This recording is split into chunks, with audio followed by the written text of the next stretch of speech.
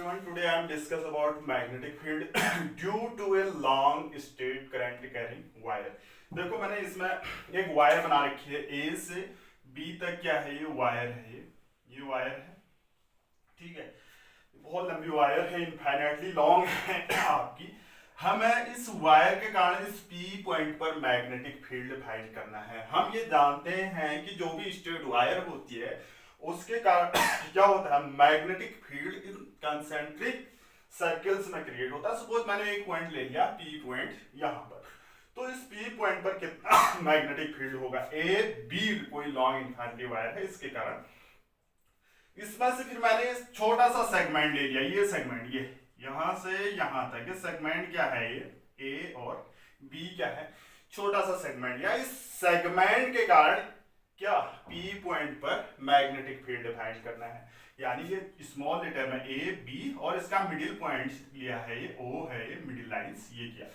ये सेगमेंट के कारण इस पी पॉइंट पर निकालेंगे, फिर हम टोटल फाइंड करेंगे। देखो इस सेगमेंट को टू पार्ट्स में डिवाइड, मिडिल है, तो ये एंगल सपोज फाइव वन है, यहां से यहां तक ये क्या है, फाइव वन है, और ये क्या है, ये फाइव वन है, तो नीचे वाला एंगल इतनी डिस्टेंस पर हमने ये फाइव वन सी ए भी है, और यहां से ये ऊपर सेगमेंट के ये फाइव टू है, तो ये बीच का जो एंगल है तो इसको मैंने कहा डी फाइव, ठीक है। इसके अलावा ये एंगल है, इस एंगल की बात दिख नहीं रहा होगा आपको, ये क्या है आपका थीटा है, ये भी क्या होगा आपका थीटा होगा। ए से इस लाइन पर एक परपेंडिकुलर ड्रॉ किया, ए है और ये सी है, ये ए है, ये सी है, स्मॉल लेटर में ये बी है। ए से सी पर परपेंडिकुलर ड्रॉ किया, ये एंगल, ये छोटा सा एंगल दिख रहा होगा, ये क्या है थीटा, और ये भी क्या है आपका थीटा है। क्या है, magnetic field due to a long straight current carrying wire, यानी करंट कैरिंग कंडक्टर भी आ सकता है। स्ट्रेट करंट कैरिंग कंडक्टर की बात भी करेंगे तो यही लिखेंगे। तो अब मैग्नेटिक फील्ड फाइंड करना है, ए बी क्या है आपका स्ट्रेट वायर है, लॉन्ग है, और तो ये एंगल थीटा है, तो ये एंगल थीटा भी है। ए से इस लाइन पर परपेंडिकुलर ड्रॉ किया है, स्मॉल लेटर में ए बी सी, ठीक है। ये क्या है, स्मॉल लेटर का पार्ट है, ठीक है। तो बायो-सावर्ट रूल के पढ़ा है हमने, बायो-सावर्ट रूल है। ये ए बी क्या है, सेगमेंट है, ये स्मॉल ए बी लिखा है मैंने, ये आपको दिख रहा है नहीं दिख रहा है, बहुत छोटे सा लिखा है, ये स्मॉल ए है और ये स्मॉल बी है, ये पॉइंट, और इसको मैंने कहा ओ कहा। ए बी क्या है, स्मॉल सेगमेंट है। इस स्मॉल सेगमेंट के कारण पी पॉइंट पर मैग्नेटिक फील्ड कितना होगा, कितना होगा, तो स्मॉल ही होगा। वो कितना होगा, सपोज मैंने कहा dB होगा, dB इज इक्वल टू क्या होगा, mu naught upon 4 pi, mu naught upon 4 पाई। सपोज इसमें आई करंट फ्लो हो रही है, तो आई dl साइन थीटा है, dl की जगह हम क्या लिखेंगे यहाँ पर, ए बी क्या है, A B sine theta upon R square है। इस सेगमेंट की डिस्टेंस यहां से यहां तक क्या है, स्मॉल आर लिखा है मैंने, स्मॉल आर स्क्वायर। सिर्फ डीएल की जगह ए बी क्यों रखा, बायो-सावर्ट रूल में डीएल छोटा सा सेगमेंट लिया था, और यहां पर हमने ए बी क्या है, छोटा सा सेगमेंट है। इस सेगमेंट के कारण पी पॉइंट पर मैग्नेटिक फील्ड इतना होगा, ठीक है। ये तो है इक्वेशन फर्स्ट, दे देता हूं मैं इक्वेशन फर्स्ट आगे आपकी। यहां पर हमने इस सेगमेंट में बायो-सावर्ट रूल यूज किया। फ्रॉम डायग्राम्स, ये डायग्राम आया है आपका, ये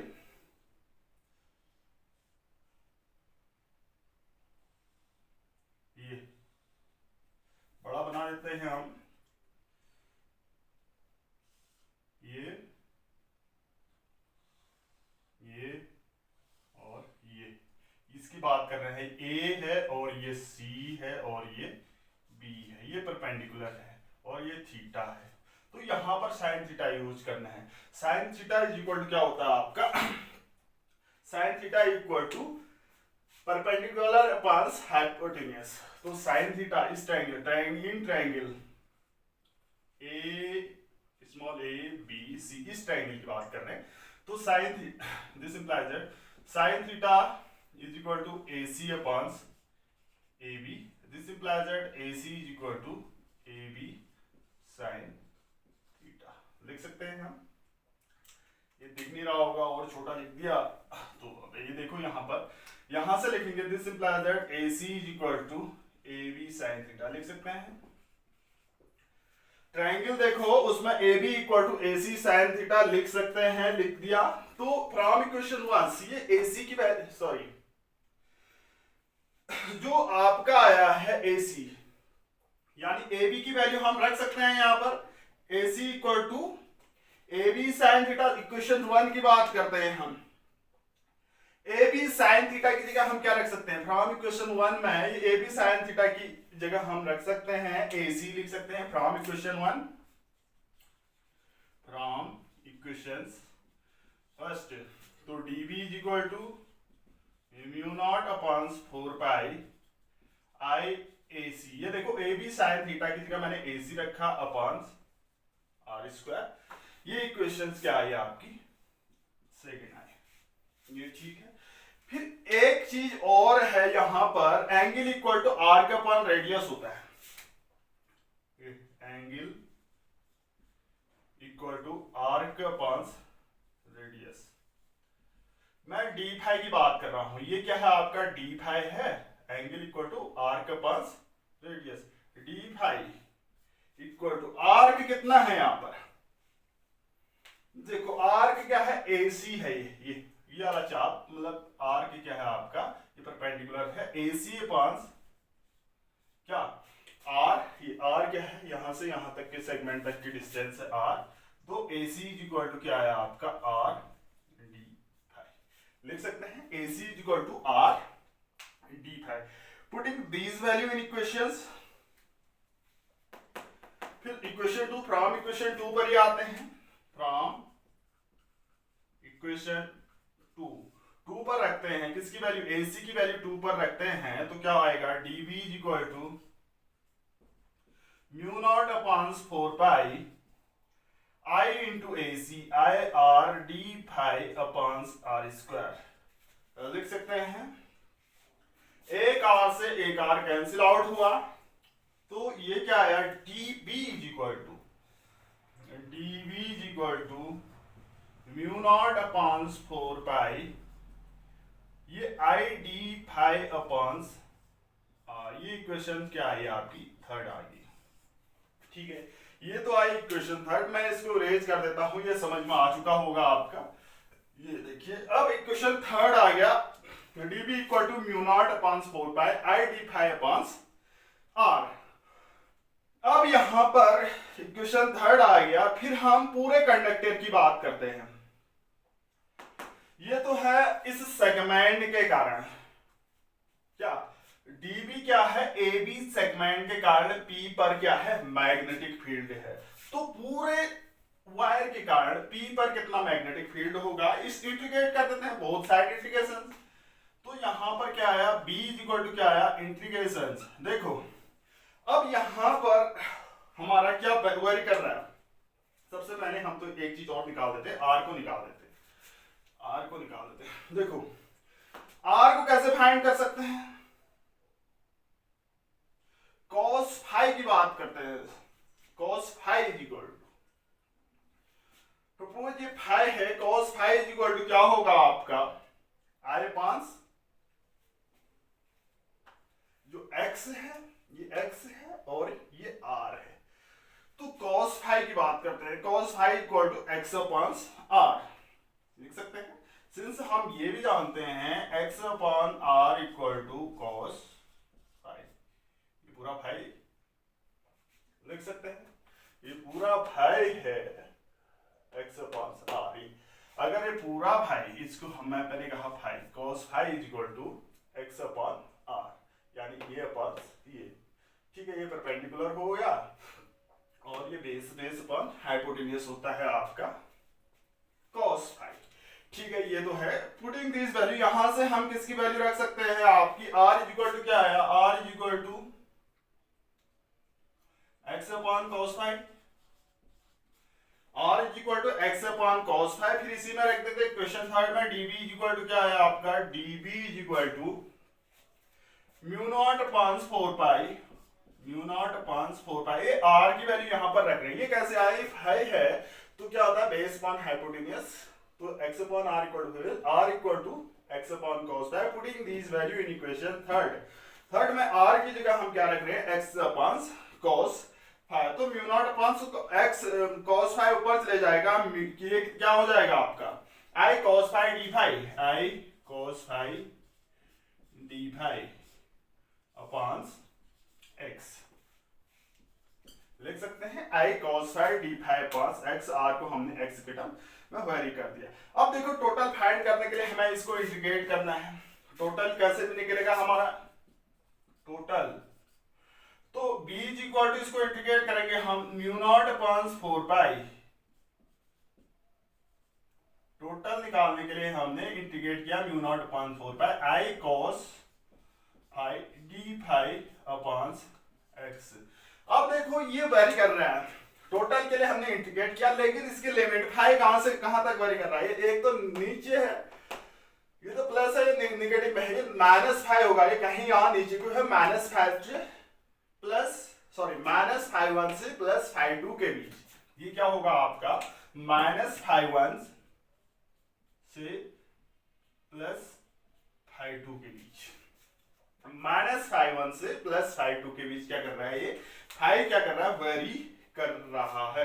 अब यहां पर कुछ चीजें कांस्टेंट हैं, देखो b इक्वल टू क्या है, mu naught upon 4 pi, b equal to mu naught upon 4 pi into i upon x।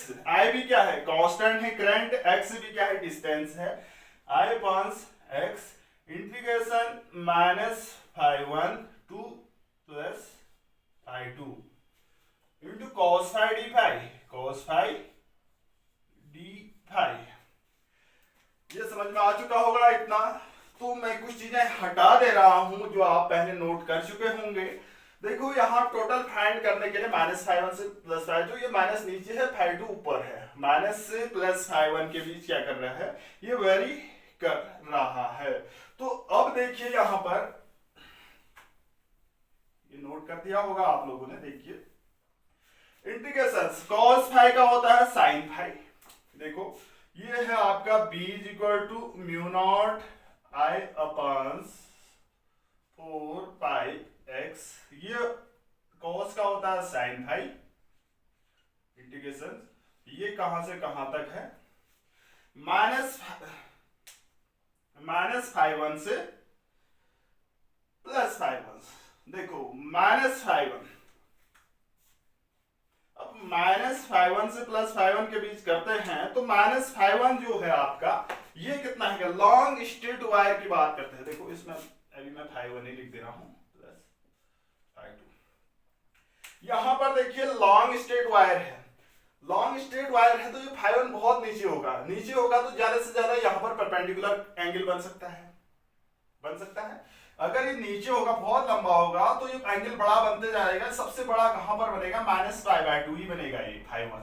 ये भी प्लस फाइव बाई टू, बहुत लंबा होगा, जैसे डिस्टेंस बढ़ते जाएगी तो ये एंगल यहाँ पर बढ़ते जा रहा है। ये कब तक बढ़ेगा, minus five by two 90 degree तक बढ़ेगा। ये क्या बनेगा आपका माइनस पाई बाय टू तक बढ़ेगा, और ये कितना बढ़ेगा, प्लस पाई बाय टू तक बढ़ेगा। कब, जब ये इनफाइनाइटली क्या है, due to long straight current wire है, तो ये five one pi by minus pi by two से प्लस पाई बाय टू की ओर वरी करेगा। देखिए अब ये देखिए ये कैसे लिख सकते हैं हम, b is equal to mu naught I upon 4 pi x sign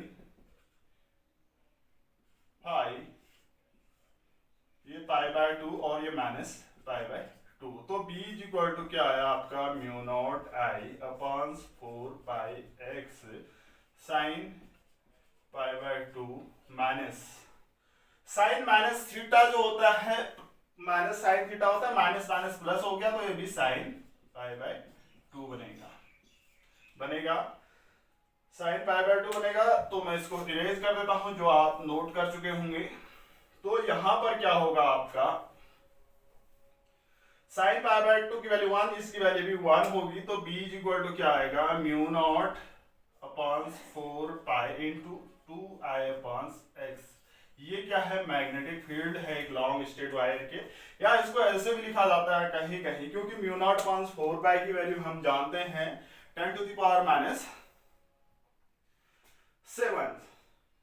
कितना न्यूटन पर एम्पियर मीटर स्क्वायर। तो या इसको ऐसे भी लिख सकते हैं, B is equal to mu naught upon 2 pi into I upon X, where mu naught क्या है, permeability of free space, I क्या है, करंट है, या म्यू नॉट अपॉन 4 पाई की वैल्यू होती है 10 टू द पावर -7 न्यूटन पर मीटर, ये हम पढ़ चुके हैं। ये तो है magnetic field long straight wire के लिए।